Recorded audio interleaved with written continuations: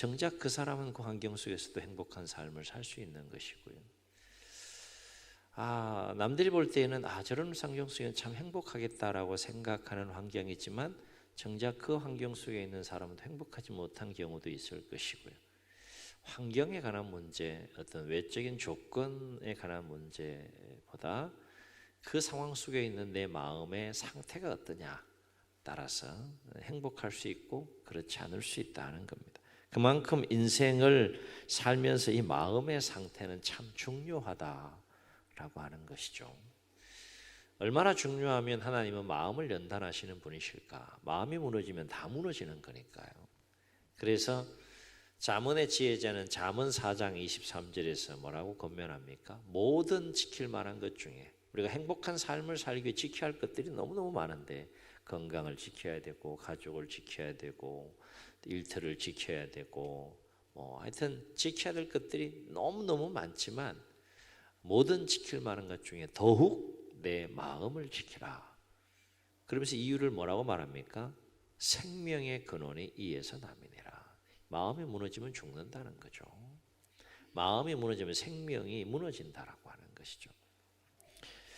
오늘 말씀은 마태복음 5장부터 7장에 소개된 그 유명한 예수님의 산상수훈의 첫 가르침 중에 팔복 가운데에서 제1복에 해당되는 말씀이 되겠습니다. 참고로 마태복음의 이 팔복에 대한 말씀은 누가복음에서는 평지설교라고 그렇게 소개되고 있는데 누가복음 6장 20절로 26절에 보면 이 평지설교가 나오는데 오늘 이 팔복에 해당되는 동일한 그 내용상 평행을 이루는 말씀이 나옵니다.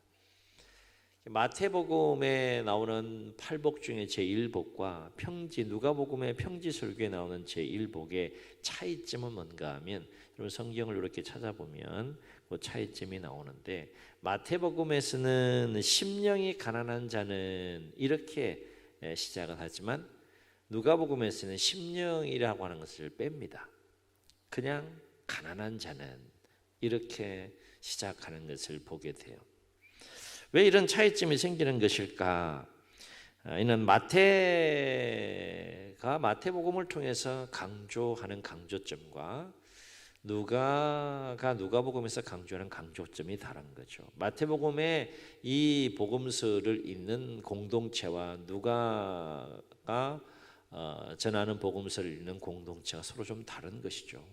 마태는 유대인들을 대상으로 예수님에 관한 이야기를 썼다면 누가복음은 이방인들과 실제적으로 사회적인 약자들, 가난한 자들을 대상으로 복음서를 쓴 것이죠.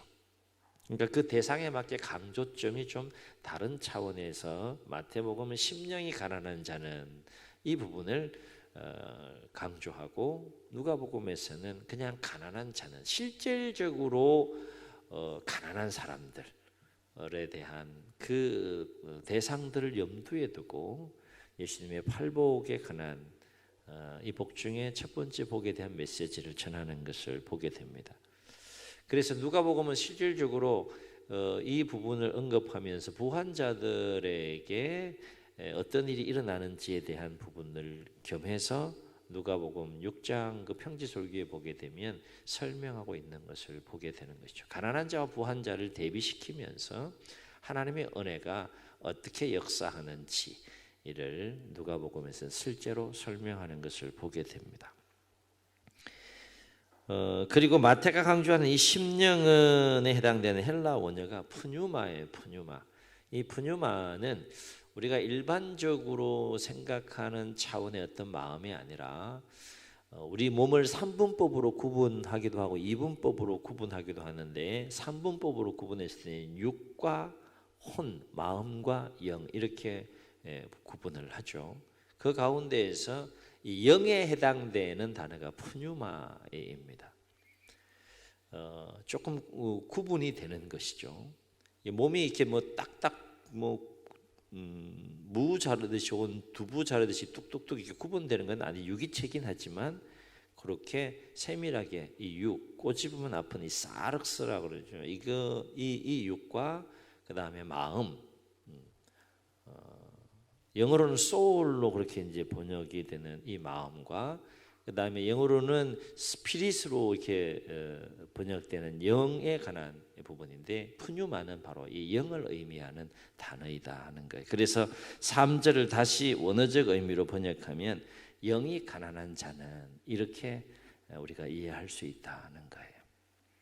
그리고 그래서 가난하다라고 하는 것은 외부적으로는 어떤 도움도 받을 수 없는 또 누구도 의지할 수 없는 절대 빈곤의 상태를 의미하는 것이 바로 이 가난하다라고 하는 단어가 가지고 있는 원어적인 의미인데요. 이를테면 누가복음 16장에 나오는 의지할 사람이나 재산이 전혀 없는 나사로와 같은 사람의 경우나 또 마가복음 12장에 나오는 마지막 두 렙돈의 그 전 재산을 이제 헌금을 하고 완전히 빈 털터리가 된 과부 등을 언급할 때 사용된 단어가 오늘 본문에 등장하는 이 가난하다라고 하는 단어와 동일한 또 단어를 사용하는 것을 보게 됩니다. 그러니까 여기에서 영이 가난하다고 하는 것은 그만큼 영적인 절대 빈곤의 상태에서 세상에서 의지할 수 있는 모든 것들,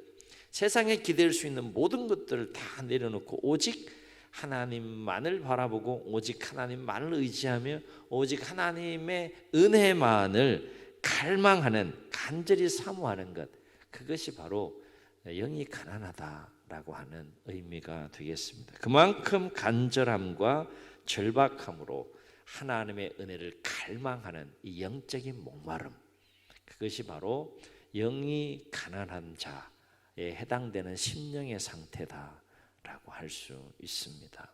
그런데 예수님은 이와 같은 간절하고 절박한 이 영적인 목마름으로 하나님의 은혜를, 하나님을 의지하며 하나님의 은혜를 사모하는 자에게 무엇이 있다고 했습니까? 복이 있다라고 했어요. 복이 있다. 영이 가난한 자는 복이 있나니라고 했어요. 여기서 주목할 것은 예수님께서 말씀하신 복은 세상에서 추구하는 그런 세속적인 복과는 다른 하나님 나라에서 누리는 복이다라고 하는 거예요. 복 그러면 우리가 일반적으로 세상에서 기복적으로 추구하는 뭐 장수하는 것, 경제적인 부유함을 누리는 것, 또 다산하는 것, 그다음에 자손의 번성 뭐 이런 것들을 우리가 복으로 일반적으로 생각하는 것이지만 예수님께서 말씀하신 이 팔복에서 말하는 이 복이라고 하는 것은 그런 어떤 세상적인 가치와 세속적인 차원에서 우리가 기대하는 복이 아니라 하나님에 의해서 하나님의 백성들이 하나님 나라에서 누리게 될 복, 그것을 예수님께서 지금 말씀하고 있는 것이죠. 그래서 예수님은 영이 가난한 자는 복이 있다라고 선언한 후에 그 복의 내용이 무엇이라고 했습니까? 천국이 그들의 것입니다. 그래서 그렇게 연결이 되는 거죠. 그래서 천국이 그들의 것이다 해서 이다 무엇이다라고 하는 이 동사의 시제가요, 원어로 보게 되면 미래형으로 되어 있지 않고 놀랍게도 현재형으로 되어 있다는 거예요. 무엇을 의미하는 걸까요? 천국 그러면 꼭 우리가 사후에나 가고 사후에나 누릴 수 있는 그런 또 은혜고 나라라고 생각되어지지만 예수님께서 지금 이 영이 가난한 자가 누리는 복이 천국의 그들의 것이다라고 했을 때에 그 시제가 현재형이라고 하는 것은 뭔가 하면 궁극적으로는 하나님 나라에서 누릴 복은 종말에 성취되고 누릴 복이지만 동시에 이 땅에서도 현재적으로 우리가 미리 경험하고 누릴 수 있는 복이다라고 하는 것이에요. 왜냐하면 궁극적으로 완성된 것은 아니지만 하나님 나라 그 천국이 예수님께서 말씀하시는 천국 하나님 나라가 궁극적으로 완성된 것은 아니지만 이미 그 하나님의 나라는 예수님을 통해서 시작되었기 때문이다라고 하는 거예요. 통성경학교를 공부하게 되면 통성경학교를 공부하신 분들은 아실 텐데 구약과 신약 66권을 둘로 이렇게 간단하게 정리할 수 있어요. 구약은 제사장 나라에 관한 이야기이고 신약은 하나님 나라에 관한 이야기. 이게 뭔 소린가 잘 모르시면 통성경 학교를 들어오시면 됩니다. 이 제사장 나라와 하나님 나라를 이해하지 못하면 구약과 신약을 이해할 수가 없어요. 7개의 그림을 통하여서 66권을 제사장 나라로 구약을 정리하고 또 신약을 하나님 나라로 정리하면서 말씀이 쫙 이어지는 것을 이제 공부하게 되는데, 어쨌든 예수님을 통해서 제사장 나라가 마무리가 되고 제사장 나라를 포함한 하나님의 나라가 시작되죠. 그래서 예수님께서 공생을 시작하면서 가장 먼저 선포한 말씀이 뭐예요? 회개하라, 천국이 가까웠느니라 그랬어요.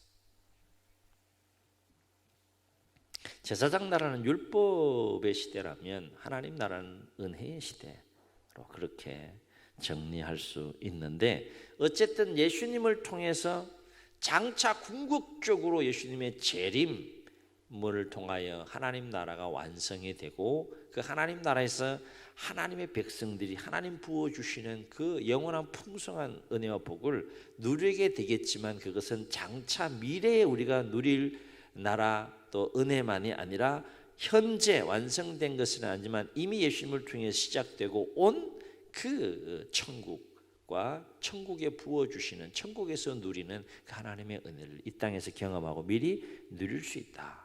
누가 누리느냐? 영이 가난한 자가 그 천국과 천국에서의 그 은혜를 누릴 수 있다. 이것이 예수님께서 말씀하신 제1복에 관한 말씀이 되겠습니다. 그래서 8복을 보게 되면 첫 번째 복이 천국이 그들의 것임이라 라고 시작하고, 마지막 8복이 뭐로 끝나요?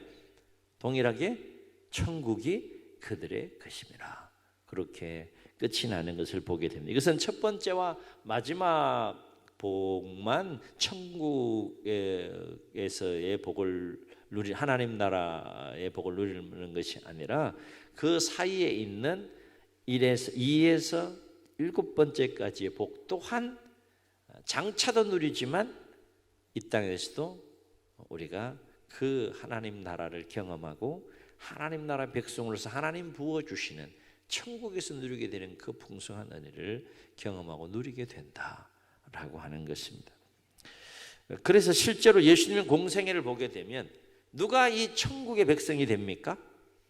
누가 이 하나님께서 하나님 나라의 백성에게 부어주시는 그 은혜와 구원을 경험하게 되는 겁니까?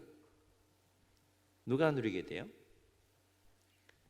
마태마가 누가복 요한복음을 사복음서를 쭉 보게 되면 정말 영이 가난한 자들, 하나님의 은혜를 사모하는 자들, 하나님 나라를 기다리는 자들, 이런 자들이 예수님을 구주로 영접하게 되고 예수님을 통해 부어주시는 그 하나님 나라의 백성들에게 부어주시는 그 은혜를 누리게 되는 모습들을 보게 되죠. 그래서 많은 각색 병든 자들이 치유함을 받게 되고, 또 귀신들이 떠나가는 역사들이 일어나게 되고, 또 그리스도인으로 돌아오는 역사들이 일어나게 되는 그 대상들을 보게 되면 공통점이 뭐라는 거예요? 영이 가난한 자들이다 하는 거예요. 반대로 현세적인 예수님 당대의 현세적인 기득권을 가지고 또 물질적인 부유함 속에서 영적인 교만함 가운데에 있었던 당시 종교적인 지도자들은 오히려 어떤 상황에 놓이게 됩니까? 하나님 나라를 시작하시고 하나님 나라의 은혜, 하나님 나라의 사랑, 하나님 나라의 구원, 하나님 나라에 임한 그 능력, 그것을 가지고 역사에 가는 그 은혜를 조금 더 누리지 못해요. 오히려 책망받죠. 오히려 심판에 대한 그 대상이 되어서 화를 선언하시는 그 대상이 바로 당시 종교적인 지도자들이 되는 거예요. 자기의 전 재산을, 두렵돈, 아주 작은 돈이지만 전 재산을 하나님 앞에 드릴 만큼의 그 영적인 가난함을 가진 자는 풍성한 그 하나님 나라에서 부어주시는 은혜를 누리게 되는 것이지만, 사두개인과 바리새인 서기관들을 보세요. 그들은 외식하는 자들이라 책망을 받게 되고 이미 자기 의에 사로잡혀서 영적으로 교만한 상태에 있었기 때문에 진리가 선포돼도 진리를 알지 못하고 진리이신 예수님도 알지 못하고 메시아가 오셨음에도 불구하고 메시아를 알지 못하는, 그래서 구원의 백성으로 들어오지 못한 채 책망받고 오히려 화를 선포하게 되는 그 대상이 되는 것이 종교적인 지도자들의 모습인 것을 보게 되는 것이죠. 분명한 사실은 하나님의 은혜는 이러한 자기의에 사로잡힌 자들, 영적인 자기만족과 교만에 빠진 자들, 그리고 물질적 부요함과 삶의 풍요로움 속에서 하나님의 은혜에 대한 갈급함과 목마름이 없는 자들에게는 결코 이 하나님의 은혜가 임하지 않는다. 오히려 영적인 가난함 속에서 간절함으로 하나님의 은혜를 갈망하는 자들에게 이 하나님의 은혜가 풍성하게 임하는 것을 마태, 마가, 누가복음 이 사복음서를 통해서 선명하게 우리에게 말씀해 주는 것을 보게 됩니다. 우리는 지금 물질을 비롯한 삶의 풍요로운 시대를 살고 있고 계절적으로도 풍요로운 계절을 지금 우리가 살고 있습니다. 이러한 때에 더욱더 우리의 영이 가난해져야 되지 않겠느냐라고 하는 거예요. 풍요로움 속에 우리가 거할수록, 평안하고 형통한 상황 속에 있을수록 우리의 마음이 자기의에 빠지거나 영적인 자기만족, 자기교만에 빠지는 것이 아니라 오히려 더 우리의 영이 가난해짐으로 더욱더 하나님의 은혜를 갈망하는 마음으로 하나님을 향하여 나아가야 되지 않겠느냐라고 하는 것입니다. 바로 없기는 우리의 삶이 더욱더 이 영적인 가난함 속에서 하나님의 은혜를 더욱더 갈망하고 사모함으로 나아갈 수 있기를 주의 이름으로 축원합니다.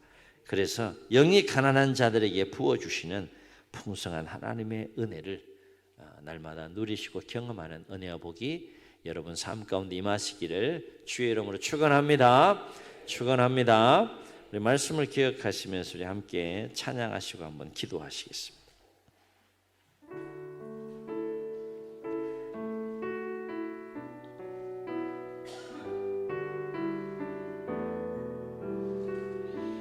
목마른 사슴 찬양합니다. 목마른 사슴 시내 물을 찾아 헤매이듯이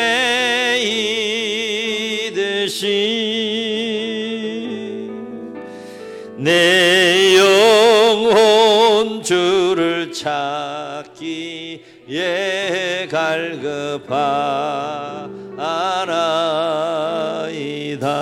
아멘. 주님만이 나의 힘, 나의 방패, 나의 참 소망, 나의 몸 정성 다 바쳐서 주님 경배합니다. 금보다 귀한 나의 주님, 내게 만족 주신 주, 당신만이 나의 기쁨 또한 나의 참 보배하며 주님만이 나의 힘, 나의 방패, 나의 참 소망, 나의 몸 정성 다 바쳐서 주님 경배합니다.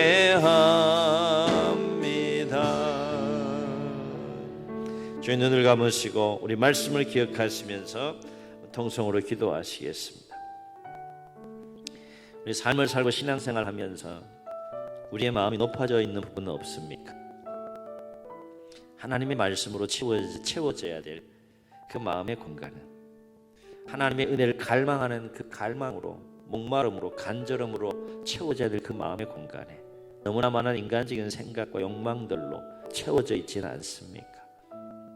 하나님 우리에게 부어주실 측량할 수 없는, 헤아릴 수 없는 어마어마한 그 은혜를 부어주시기를 원하시지만 우리의 마음의 그릇이 준비되지 못하여, 우리의 영이 가난하지 못하여 자기 의에 사로잡히고 자기 영적인 만족과 교만에 사로잡혀서 그 은혜를 누리지 못한 가운데 우리가 삶을 살고 신앙생활하고 있는 모습은 없습니까?